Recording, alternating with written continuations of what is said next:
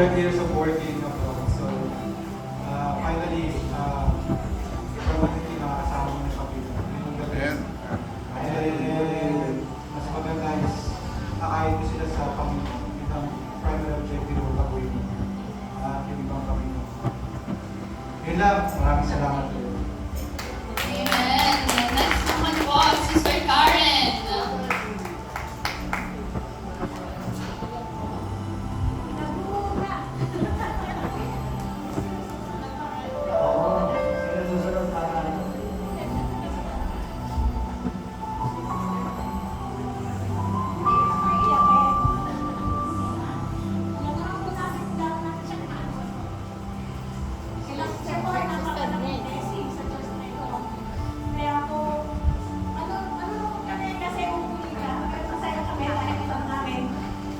Yung naisin mo, yung family mo, alam namin yan.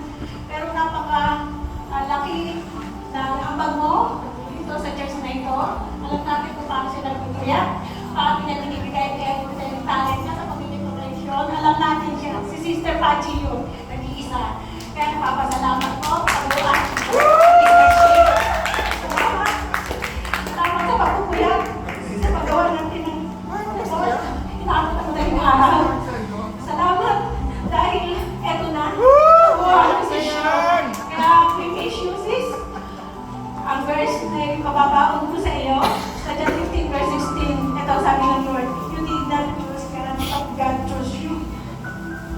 To perform things. Yung pinasimulan sa iyo ng Panginoon sa Philippians 1:6. Kung ano yung ginawa at ginamit ka ng Lord dito, pagpapatuloy mo yun pagdating natin sa Pilipinas. Kami po yung tagalan muna, hindi tayo nagkakalayo. Kaya sis, pag-pray din namin, sama-sama tayo magpapatuloy doon sa Panginoon. Amen.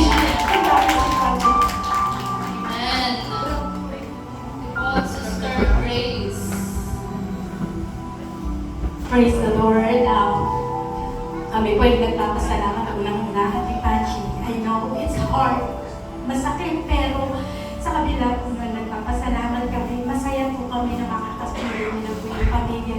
And also, yung lahat po ng ginawa, behind the scene po talaga. When I started po sa CAN Ministry, Creative Art Networks pa po yung Before Men, magkasama na po talaga. Nakita ko yung kanyang passion niya po, yung dedication niya, yung sacrifices and love niya para sa ministry of the Lord.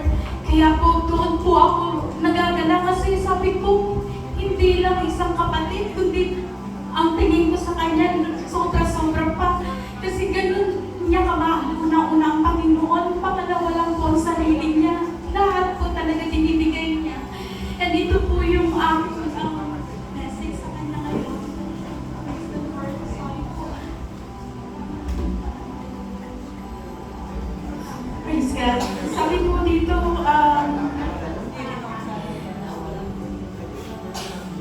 okay, may God's presence go with you.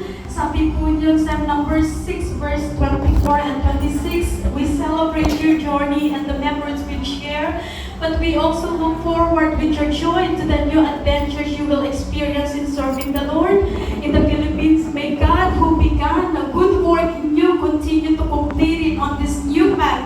We will keep you in our prayers and send you in our hearts of all the blessings and prayers as the word says in number 6:24 verse 6:24 to 26. May the Lord bless you and protect you. May the Lord will shine upon you and gracious to you. May the Lord show His favors and give you peace.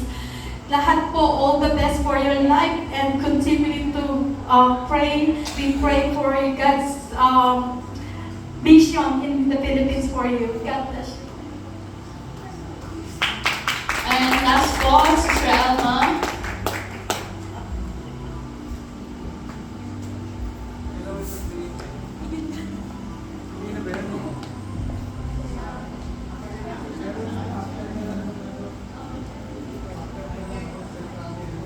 Hello.